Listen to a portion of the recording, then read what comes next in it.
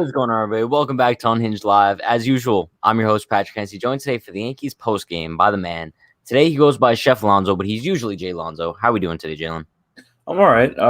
Still recovering from going to the game yesterday. Yeah. Today was a tough loss, but seeing some negatives, some positives out of today. 2 out of 3 from a good Houston Astros team. So Yeah. I'm not super angry. Yeah, I'm not gonna complain too much. Only because I don't think I have it. I don't think I have the strength in me to kind of like come on here and rant. Shout out to everybody who came over from the watch party that me and Sean did for today's game. I don't know if we should continue doing the watch parties because it's the second straight like heartbreaking loss. Because the last time was the one where we tied it in the 9th against Baltimore and then lost in extra innings. So annoying. But let's start things off today kind of by taking a look at the box score. Start with the offense first. DJ LeMahieu. Now I'm still not too concerned about him, but going 0 for 5 brings his average down to 267 with a 697 OPS. Obviously not what you want to see out of DJ, but like I think he's bound to turn it around eventually, right? Yeah, the thing about DJ is like he'll have games where he has 3 hits, and we're like, okay, fine, DJ's fine, but then he'll have games like this where maybe he doesn't look the best, but I mean, he struggles a little bit more this year with runners in scoring position, which is probably why it seems like he's struggling so much more than he actually is. Yeah. He still hits the ball hard. He still hits the ball the other way. I think the other thing is we have to realize that, like Stanton said it the other day, I think it was after the first game of the series, like baseball is a game of adjustments. So you could make all the adjustments you want, but teams are going to adjust to you as well. So DJ is a guy who people know loves to go the other way and up the middle. So now you see the Astros, and we really saw it when we were at the game yesterday. The Astros infield play him. They have Correa playing right up the middle, and the rest of the team is shifting him like he's a lefty. So it's probably a little bit tougher to adjust for him, just because people are playing him exactly in the spots that they know he likes to hit it in. But he's still hitting the ball hard, and he's running into a little bit of bad luck. I don't like that he's rolling over as much as he is this year. He's rolling over a lot to third base and tapping out, but which leads to a lot of double plays exactly. that we've seen from him. Yeah, we've seen a lot more ground balls to the left side, but again, that a lot of that has to do with how they're pitching him. A lot of teams know he likes to go the other way, so they're giving him soft stuff outside, and he's rolling over on it. And I think we're a month into the season, and I think that's enough time to start looking at video and film and saying, okay, this is how they're pitching me. This is how they're playing me in the field, and I can make some adjustments. Similar to how Stanton is. Stanton had the entire infield shifted to the left side for him, and now he's hitting the ball. I think 3 straight games or 4 straight games, he's had a nice RBI single to the right side, beating the shift. Yeah, so it's a great transition into Stanton, though, because Stanton had another home run today that gives him a home run for every game of the Astros series, brings his average up to 312 with a 970 OPS. He's just been unreal. During the streak that he's on. It's kind of ridiculous at that point. He's putting up like video game numbers. There's not much to even say about Giancarlo Stanton anymore. I mean, on the watch party today, like obviously we freaked out when he hit the home run, but I'm kind of like not even surprised anymore when he just launches it. No, it's almost like you can feel when a guy is hot by the way he carries himself, walks up to the plate. You can see just the look in his eyes. He's up there to hit. He's not up there to guess and walk like we've seen in the past. He looks very sure of himself, even after striking out or, running into a ball and it's getting caught like on a line. Like he's not discouraged by any of his results because he knows his process, which I think is something that a lot of Yankees fans kind of overlook with Stanton is how hard he works and his preparation. Every Yankee coach and player, whenever they talk about Stanton, they mention his work ethic and how much he prepares before games, how much he looks at video, and how much extra work he gets in on his own. So I've always said Yankees fans are way too tough on Stanton. He's never really people might disagree with me on this. He's never really had a long period of time where he's been bad. He's either had a long period of time where he's been great or been injured. So like he does have small stretches where he looks completely lost. But that's also just some of his swing kind of just makes it look a lot worse than it is. We talked about this before in the Cleveland, right before the Cleveland series, actually. We talked about when Stanton looks bad, it looks really, really bad because of how his swing looks. He kind of just chops at the ball. But when he finds the sweet spot, he's unreal. 120 something miles, and it's not even. But the thing is, the best part about this streak is that it's sustainable because it's not just about him getting mistakes and crushing the ball. It's him adjusting to pitches. It's him hitting tough pitches. It's him laying off of tough pitches. Like, there's plenty of pitches today. I know he struck out twice, but there's a couple pitches today from McCullers that he normally would swing at. And McCullers is a tough righty. The fact that he lined that up and took that right center, probably like 120 miles an hour, it just so hot. He's so locked. He's so locked in. Yeah, but I mean, I'm really excited about Stanton. You know who's kind of the opposite of Stanton right now? That's Aaron Judge. He's coming off a game last night where he went 0 for 5 with 5 Ks. Absolutely brutal performance. But it didn't really feel like it was that bad of a night for him. Like, I know he went 0 for 5 with 5 Ks, but it was a very light platinum sombrero, if that makes any sense. But today he didn't look too good either. 0 for 4 with 2 Ks. His at-bats didn't look too bad, though. I just think this – now, I don't want to say like he's fighting through maybe an injury or something, but it's just a little bit weird because how like he flipped a switch just like that a few days ago. We saw like MVP Judge, like he was an absolute monster, and now all of a sudden it seems like he could barely make contact on the ball. So I just hope that everything's good with him health wise and he's like not playing through anything, because I just can't comprehend in my mind how he could go from red hot like MVP level Judge to post All-Star break 2017 Judge. Right? Well, I mean, I think part of it is, the first thing is I'm not worried about Judge at all. No, neither am I. There's always the chance that he might be dealing with something that's possible, but I'm not really concerned about him just because he's always been a streaky hitter. Like, he's always the type of guy where he'll have a week or 2 weeks of just blazing hot, and then he'll have a week where he doesn't get a hit. Like, he's that kind of player. Even when he's at his best, he's a streaky hitter. That's just what we've come to know about Aaron Judge. And also, it's only been 2 games that he's looked bad. And to be completely honest with you, there's no good way to go 0 for 5 with 5 strikeouts. There's no good way to have the day he had today. I think he was 0 for 4 with 2 strikeouts. Like, there's no way to look good doing that. However, he doesn't look completely lost out there. Like people are saying, like the results are not there, but he's put together some good at bats. He's just not finishing. And I just think he'll be fine. Like, I'm not really too concerned about it. Just the other day, literally like just the other day, he had 2 home runs in one game. He had 5 RBIs before the 4th inning. Like, I'm not really concerned about that. And to add on to that, I think a big part of that is the Astros pitching is a lot better than the Tigers pitching. Obviously, And the Astros have faced Aaron Judge way, or I don't want to say way more, but a lot over the past few years. They know how to pitch him. Even though AJ Hinch was there instead of Dusty Baker, Brett Strom knows how to pitch to these Yankee hitters. That's fair enough. Yeah, the fact. So I'm not really surprised by them knowing the game plan against Judge. And he had a hit 2 nights ago in the first game of the series. He'll be fine. I'm not worried about Judge at all. But you know who I am a little bit worried about? That's Gio Urshela. Yeah. He did leave the game with a knee injury, I believe, and that he's currently getting an MRI for.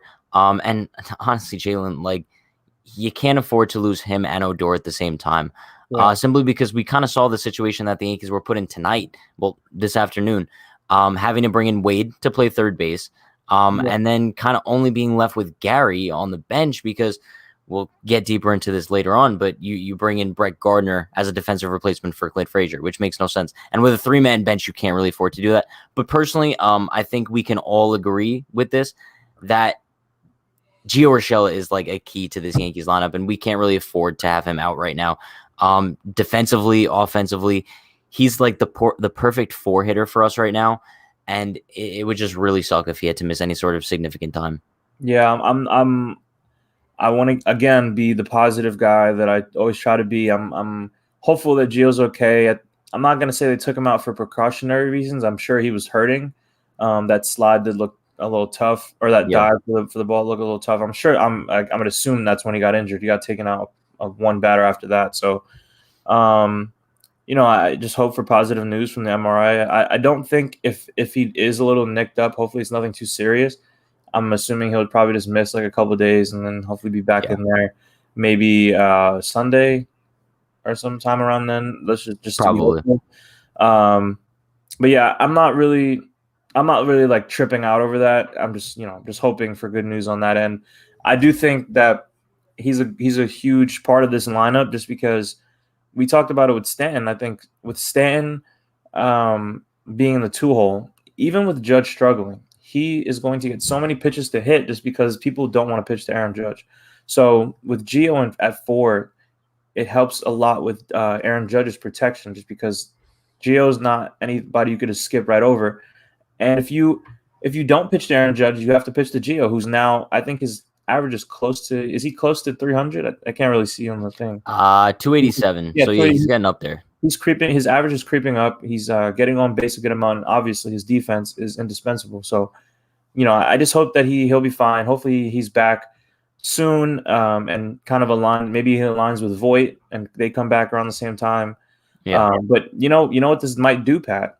I don't want to say this because I don't want to get. You're going to get me excited. No, I know where this is going.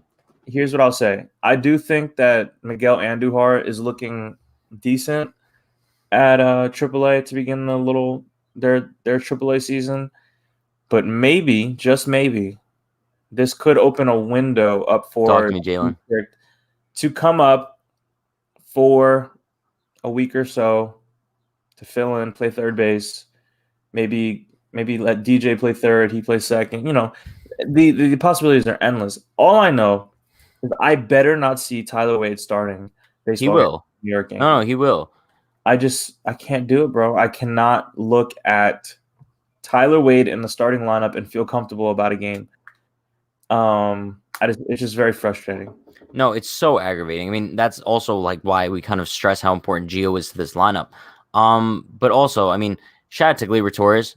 Such a heads-up play today. Now, I know the Yankees lost today, but I do want to focus on a lot of the positives because there were a bunch of positives.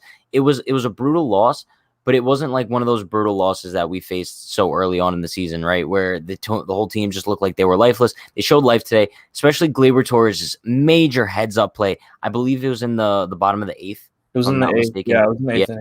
And listen, so I believe it was Aaron Hicks who kind of hit a ground ball to Correa, and then it was a little bit of a fumble. Line drive. Yeah. I'm so sorry, Jalen. Should have been a base. It was a base hit. Should have went up the middle. They just had a little shift on it. No, yeah, of course. But Gleyber kind of had a heads-up play, ran to third. No one was covering third. Maldonado decides to run to third. Pitcher doesn't cover home. Gleyber runs home. We were doing the watch party, Jalen. I'm like, what is going on? Yeah. I was so confused, bro. I was so lost. And, like, once I saw Gleyber start going to third, I'm like, where's this dude going? Where is this dude? But it turned out to be, like, a very heads-up play. It's just so unfortunate that, like, that couldn't be something that propelled them to victory because, bro, the crowd was so into it. The team was so hype after that. I thought after that, the Yankees had a really good chance of winning. Obviously, before the Maldonado bomb. Yeah, I think I was hoping that we could have potentially tied the game in that inning or taken the lead, obviously. But I honestly thought, if I'm going to be completely honest with you, just being exhausted and not paying all the way attention, I thought that Altuve's home run was in the 9th inning. So I was like, well, it's over. Like, that's it. Like, there's no way we're coming back now, especially with, like, the bottom half of our lineup coming up. I was pretty much like, this is it. Brutal home run, by the way. Like, absolutely brutal. Bro, we all saw it coming, too. Like, no, I mean, it was very clear. Green didn't really have location the whole inning. And I don't know if you saw where that pitch ended up. It wasn't even close to being a strike. It was, like, at his neck. No, I know. I don't know how he crushed it. Altuve knew if everyone in the world knew if fastball was coming there, it was going to be a high fastball because that's Green's bread and butter. But unfortunately, Altuve just expected it and turned on it. Again, it wasn't even like I'm not going to say it was a well executed pitch because it wasn't. It was going to be ball 4 and load the bases for Michael Brantley, who was going to face Lucas Litke. So I wouldn't have been excited about that either. But I do think Altuve was due for something like that to happen. No, I know. Series, I think. It felt so good for him. Like we hate him, but like as much as we hate him, I think that's kind of like how baseball happens sometimes. Like Alex Bregman home run, and Alex Bregman hit a home run in the first inning. I'm very glad that I'm pretty sure we held Correa hitless, which is a win. He sucks. I hate him. He's my least favorite. No, he's by far my. I think for me, with the guys that are currently still on the team, because we've talked about this, and it's a guilty pleasure of mine. I'm still a fan of George Springer. I think he's a great dude. Oh, same. No. I don't mind George Springer. I wouldn't Yeah, say like I like him, but I'm not. yeah, I'm not opposed to him. I hate the fact that that he was a part of the cheating, but I do think he's a good dude. Yeah. But for me, it would probably go Correa as like public enemy number one. Yeah. And I think what bothers me most about Correa, right? I'm Puerto Rican, so in 2017, I was all in on like the Puerto Rican national team, the World Baseball Classic. I loved watching Correa, Lindor, Javi Baez, Yachty. Like that team was like Eddie Rosario was like that was an amazing team. Edwin Diaz closing games out. I loved that team. And he just kind of like left a sour taste in my mouth that I was rooting so hard for this guy, and he ended up being a cheater. Didn't Team USA beat them? Yeah, Marcus Stroman like balled out. That was that was an amazing game to watch. No, yeah. But yeah, that whole event was great. Who's like number 2, 3? I'd say it'd probably go. Definitely go Correa 1.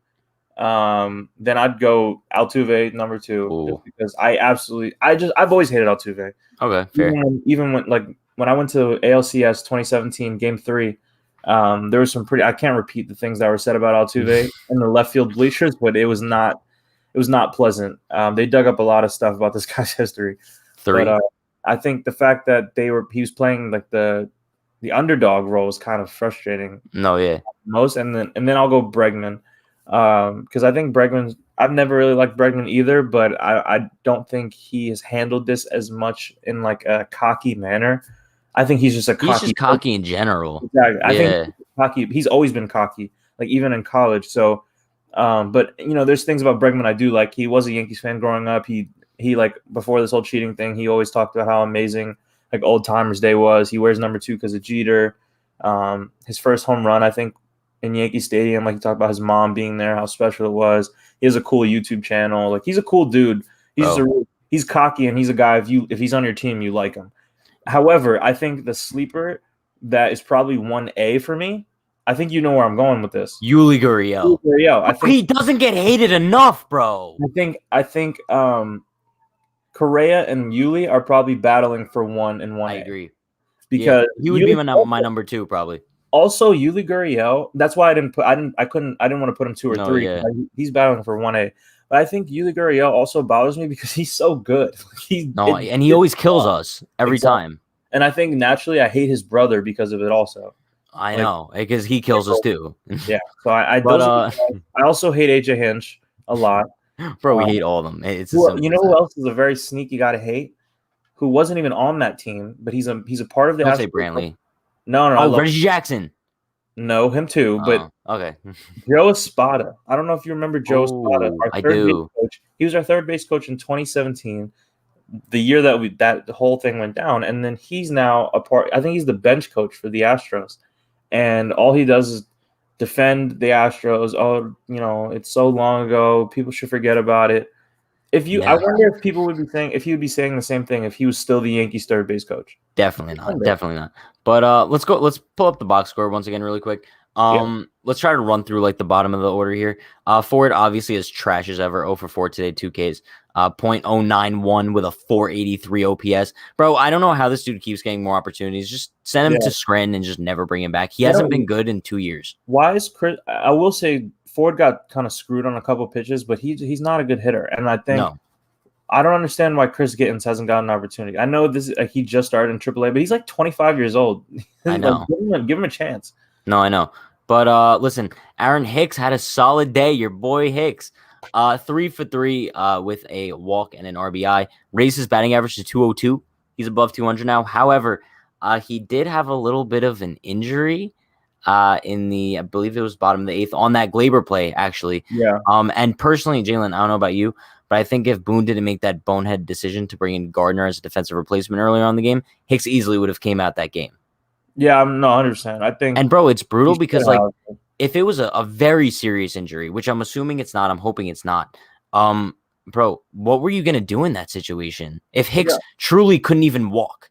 There's a couple things you could do. I'm pretty sure what they would have done is probably put DJ at third, Tyler Wade at second, Gary at first. That's probably what they would have had to do. Or not Tyler Wade at second, Tyler Wade in center. What were you putting in? Oh, okay. That's I guess. I mean, you would have to take Stanton out of DH and put him in the outfield. So you would have Stanton in left, Guardian center, Judge in right, Wade at third, Gio at short, DJ at second, and It would just be a complicated Ford scenario. at first. I don't know. That's so gross. I hate Aaron Boone so much. That's just Bro. why do you have a first of all 3-man bench? I don't like to be. Neither do I. It should always be 13 pitchers, 13 position players. It just makes more sense. Yeah. But bro, like you're first of all, even when he does like today, he didn't do it, but a lot of times he'll do like pinch running, and he'll take out 2 of his bench players without making more than one move. So like, for instance, if Mike Ford gets on, or no, better yet, if Clint Frazier pinch hits, Clint Frazier walks. We saw this yesterday. Clint Frazier pinch hit for who did he pinch hit for? Gardner? No. I think it was Gardner. I think so. Okay, he pinch hit for Gardy. He walks and then instantly gets pinch ran for with Tyler Wade. So now you've just burned through 2 of your bench players in one at bat. Yeah. It's ludicrous. God forbid somebody gets hurt. Now you have a catcher as your bench player. That's what I'm saying. It makes no sense. But listen, Kyle Gashioka has kind of come a lot back down to earth since being named kind of the starting catcher here. I went 0 for 4 with 2 Ks today. Lowered his average to 220, but he still has a 919 OPS. So shout out to him. It's a little bit crazy. I'm not worried about any. I honestly don't care what he does at the plate as long as he keeps catching the way he's catching. That's all I care about. As long as our pitchers are comfortable with him, and even though Cole didn't really look his best today. Like it was a really weird day. He didn't get any. He got like 4 strikeouts, and 2 of them came after a home run. He did his thing. He only gave up 2 home runs, 2 mistakes to Alvarez, but listen, it looked weird to me. No, yeah, obviously Cole didn't seem his best, but you know who did look pretty good? Clint Frazier with a solo shot, like Clint. Wait, it was a solo shot, or was there someone on? 2-run home run. 2-run shot. But listen, Clint's average is still 151. I'm still waiting for him to kind of just break out, kind of like Hicks has lately. I think it's gonna happen eventually, but I think we need to stop taking him out for Brett Gardner's defensive replacement. Just throwing that out there, Aaron Boone. Why do we even? I want someone to ask Aaron Boone. I said the same thing. Questioning. Say, why do you take out Clint Frazier late in games? And if he says, just want to get Guardian there, like his glove. Yeah, wasn't Clint Frazier a Gold Glove finalist last year? Then what is he going to say? That's what I'm saying. But my thing is like the reporters are scared to ask that. Of course. Doesn't Clint Frazier have a better arm than Brett Gardner? Easy. But doesn't he have a better arm, and isn't that important in late game situations? Hasn't Clint Frazier been an amazing defender this year as well, in addition to his Gold Glove finalist season last year? But you just want to get Guardian there. Got it. So you're doing it because you have no logical reasoning behind it. Did you see Gardner's throw today? Bro, I mean, I don't even know what that was. I'll give him credit. He made a nice play yesterday. Solid, and I gave him props. That was a nice play. However, he threw the ball like 90 feet. It wasn't like anything crazy. He made an accurate throw. Gio made a sensational relay, turned it perfectly, got Correa out at home. But I'm not saying that Guardy's a bad defender, but it's like you're wasting you could use him in an emergency situation. I know. If your catcher gets a double to lead off in the bottom of the 9th and you're tied up, then you pinch run Guardy. That's when you use that card. But I agree. But kind of moving on to the pitching side of things here. It's actually really funny because we talk about how this was like a day where Cole just didn't seem to have his A stuff. Was kind of getting screwed over a ton by the home plate umpire. He could easily had like double the amount of strikeouts just based on like the calls that should have been done correctly today. But I mean, still, Cole, I would say in his worst start of the season so far, 7 innings pitched, 5 hits, 2 earned runs, 4 strikeouts, and 2 solo shots to Yordan Alvarez. I would say it was a pretty successful day for Cole. He still put them in position to win this game. There's kind of no reason they shouldn't have with that kind of performance. But Chad Green came in easily his worst performance of the year. Only recorded 1 out, gave up the home run to Altuve. Didn't look his best at all.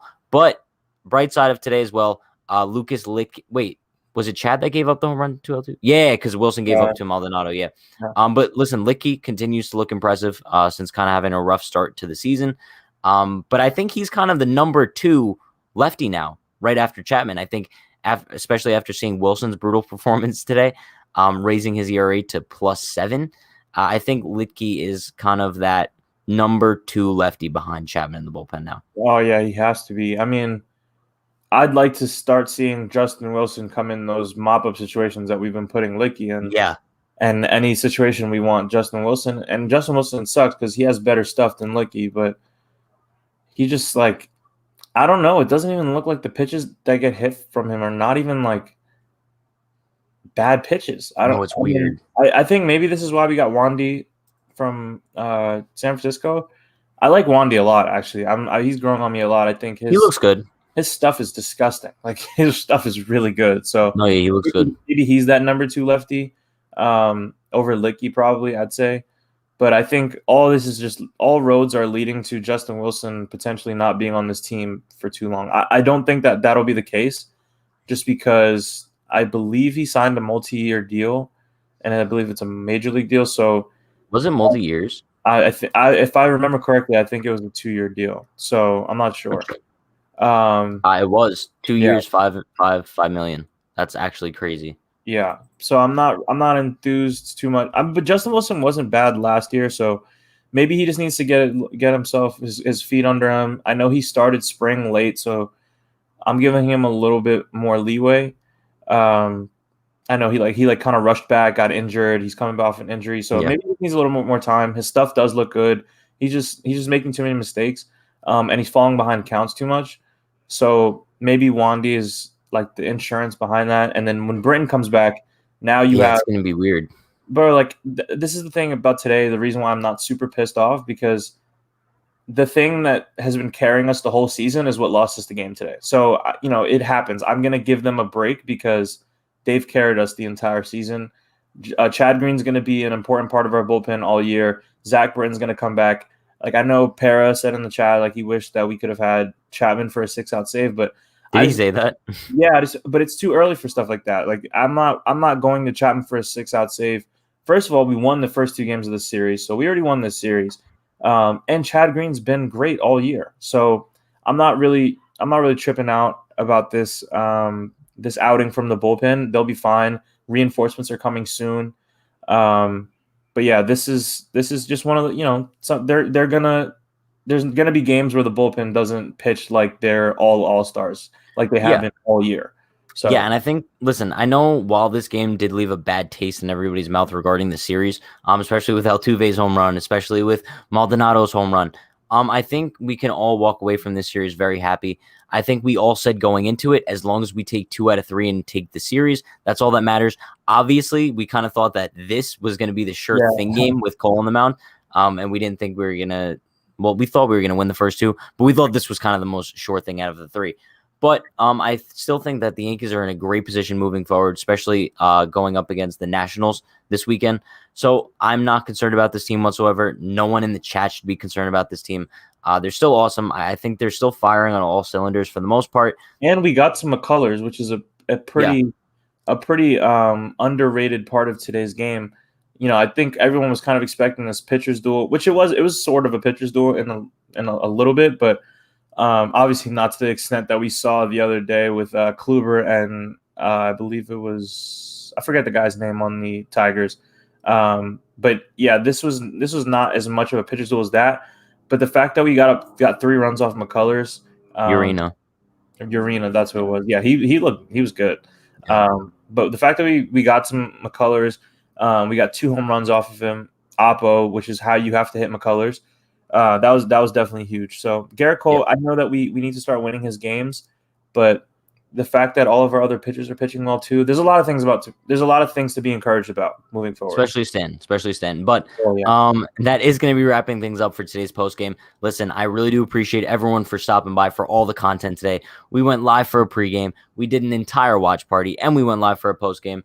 Listen, I know it might leave a bad taste in everyone's mouth sitting with this loss until tomorrow night when the Yankees play again. However, you know what is not going to leave a bad taste in people's mouths? Tomorrow at 12 p.m., our vlog from last night is dropping, featuring myself. Jalen's in it, Brian's in it, Para's in it, Dan is in it. It's a good time. So make sure to stay tuned on the YouTube channel. Tomorrow at 12 p.m., the vlog from last night is going to be premiering. And we'll be live for the pregame tomorrow at 6 p.m. as usual. So you guys know the deal. Like, comment, subscribe, turn on post notifications so you do know when our videos go up and when we go live before and after every game this season. You guys also know the deal. Stay happy, stay healthy, stay safe. Peace.